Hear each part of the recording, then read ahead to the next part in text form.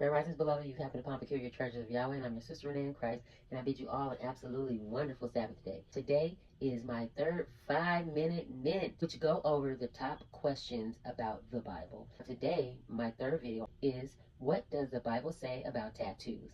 Tattoos are not only popular, but have been around since before many of us were born. And with an estimated U.S. population of well over 300 million people, 30% of all Americans young enough to get one and older have at least one tattoo. Now, there are some whose body is overflowing with tattoos, and then there are some with little itty-bitty thing you barely can see. Some have meanings behind them, some just like the art factor, and others seemingly make themselves look tougher. Now, from rich and famous to the ordinary, including myself, and many have had names, symbols, or some type of art decor engraved into their skin. Keep in mind, as we age, tattoos fade and appear to shrink as our skin gets looser, but I digress. Speaking of famous people, Pastor Joyce Meyer had a sermon pertaining to tattoos and read to her congregation. She did this to explain a way that she herself in her older years had got one. He had gone through the most hellish thing. First of all, he had bipolar disorder, and so his mind was already kind of messed up. And then a bunch of religious Christians got him convinced that because he was a tattoo artist that he was going to hell. But when he heard me say that I wanted to get a tattoo that said, I belong to the Lord, or I belong to Jesus, he decided to go back into business. You got to be careful when you got influence on people. And you're free to think what you want to. But you're not free to judge people who do what you don't think they should do. Isaiah 49:16. Behold, I have indelibly imprinted or tattooed a picture of you on the palm of each of my hands. Being a pastor, our leaders know that whatsoever we do it for the glory of the Most High, the living Bible. If any of you read from it, throw it in the trash. It's an awful replica of scriptures. In fact, there's a verse in 1 Timothy which says that a pastor should get paid well, when we know that the word of Yahuwah is profitable for doctrine, reproof, correction, for instruction in righteousness. Now, the Living Bible, or the TLB, is considered more of a personal paraphrase by Mr. Kenneth Taylor, not a translation. What does the Bible actually say from an accredited translation? Isaiah 49:15, Behold, I have graven thee upon the palms of my hands, thy walls are continually before me. So Yahuwah is talking about the chosen land, Jerusalem, where Zion is, and telling his people that he will not forsake them, although they felt that he would. Just the same as a mother had compassion for her young child, Yahuwah is telling them that he won't forget them. So in context, he is speaking to his people, letting them know that he has them. Not tattooing everyone's name on his palm, okay, not a physical inked inscription. Hebrews 10:6 read, This is the covenant that I will make with them after those days, saith the Lord. I will put my laws in their hearts, and in their minds I will write them. So is he tattooing the law in our brains? Of course not.